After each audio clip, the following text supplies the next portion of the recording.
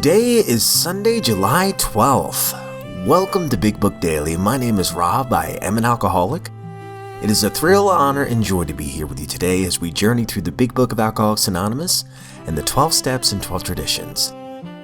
Today out of the Big Book, we are on Bill's story. We'll read the rest of page 2. Out of the 12 and 12, we are on step 1. We'll read page 24. And of course, read the N8 just for today and Al-Anon's Courage to Change. So hope you all are doing well this morning, my friends. Life is good over here. Got a giant cup of coffee in hand. Also, just a powerful meeting I went to yesterday. And a dear friend of mine, the topic was all about arrogance versus humility. And a dear friend of mine, he kickstarted everything off. He said he came in AA in 1984, but still believed that he could control his drinking through sheer willpower. So his arrogance, it led to relapse, then rehab, followed by more arrogance and another relapse. And it wasn't until 16 months ago he came back, sick and tired of being sick and tired. This time, he's beginning to find humility, he's becoming willing to listen, and he's beginning to recover. Has anyone ever heard that phrase, sick and tired of being sick and tired? I know what that feels like. When we're like, enough's enough. And that is a gift, believe it or not. So with that, let's go ahead and get to the good stuff.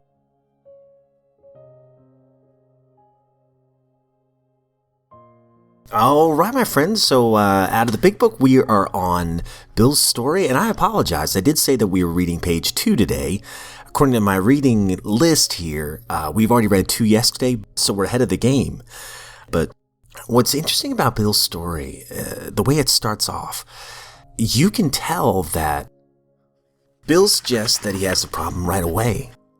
I forgot the strong warnings and prejudices against my people concerning drink. I was very lonely and again turned to alcohol. That's all in the first paragraph, right?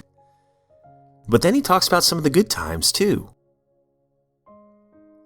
And then the line, I was part of life at last, which kind of implies that before liquor, he didn't feel like he was part of life. That maybe something was missing. Or they just didn't fit in. So it's kind of a mixed bag right now. There are some times where things are good. And there's some times where things are not so good. And while he was attending college, he said, at one of the finals, I was too drunk to think or write. And though my drinking was not yet continuous, it disturbed my wife. And I love how he says something like, oh, well, men of genius are always drinkers. My best thoughts come when drinking. But we see that now he's a stock speculator and he's traveling around these companies to see how they're performing so he can give reports back to investors. So we're on page 3. We'll read the next paragraph. Page 3. For the next few years, fortune threw money and applause my way. I had arrived. My judgment and ideas were followed by many to the tune of paper millions. The great boom of the late 20s was seething and swelling. Drink was taking an important and exhilarating part of my life. There was loud talk in the jazz places uptown. Everyone spent in thousands and shattered in millions. Scoffers could scoff and be damned. I had made a host of fair-weather friends.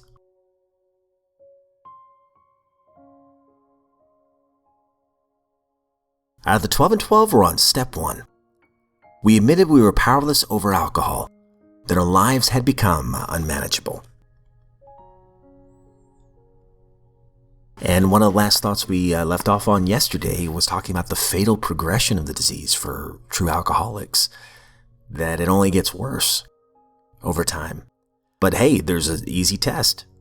Try some controlled drinking, see if that works.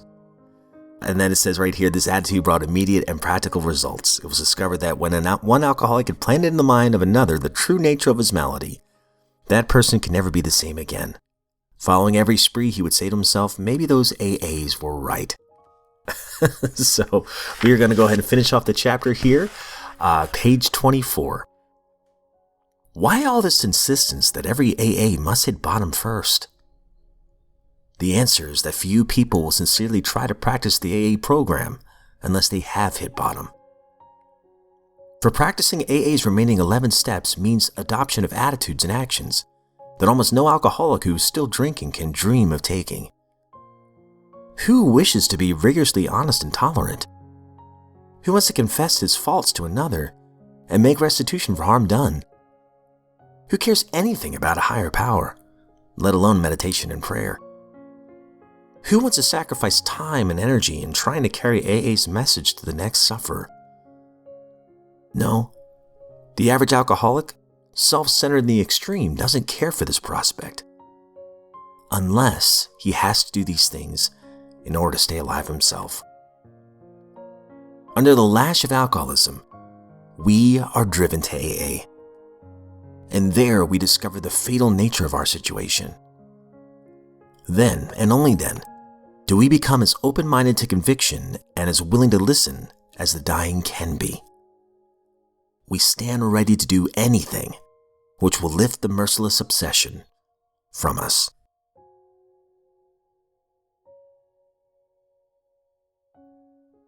Just for today, July 12th, patience. We were trapped by our need for instant gratification that drugs gave us. Basic text, page 25. I want what I want and I want it now. That's about as patient as most of us ever got in our active addiction. The obsession and compulsion of our disease gave us a one-track way of thinking. When we wanted something, that's all we thought about. And the drugs we took taught us that instant gratification was never more than a dose away. It's no wonder that most of us came to Narcotics Anonymous with next to no patience. The problem is, we can't always get what we want whenever we want it. Some of our wishes are pure fantasy. If we think about it, we'll realize we have no reason to believe those wishes will be fulfilled in our lifetimes. We probably can't even fulfill all of our realistic desires. We certainly can't fulfill them all at once. In order to acquire or achieve some things, we will have to sacrifice others. In our addiction, we sought instant gratification, squandering our resources.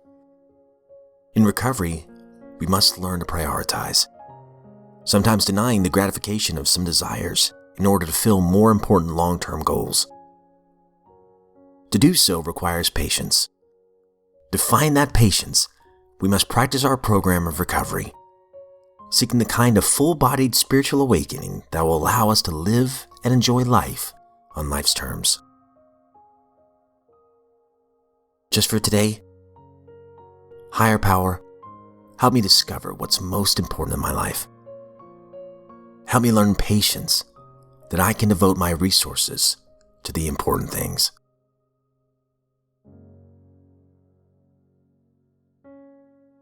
Courage to Change, July 12th. Tradition 5 talks about encouraging and understanding our alcoholic relatives. This puzzled me at first. After all, doesn't Al-Anon teach us to focus on ourselves? It seemed to be a contradiction. Maybe the reason for my confusion is that I tended to think in extremes. Either I focused on myself and separated myself completely from the lives of others, or I wrapped myself around those others until I lost myself. Al-Anon helps me to come back to center.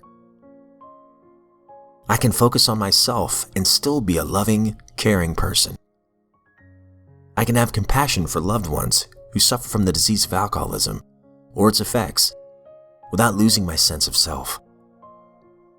Encouraging and being kind to others is one way of being good to myself, and I don't have to sacrifice myself in the process.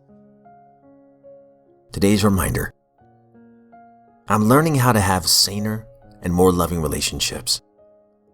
Today I will offer support for those that I love and still take care of myself. Quote from Benjamin Franklin: If you would be loved, love and be lovable.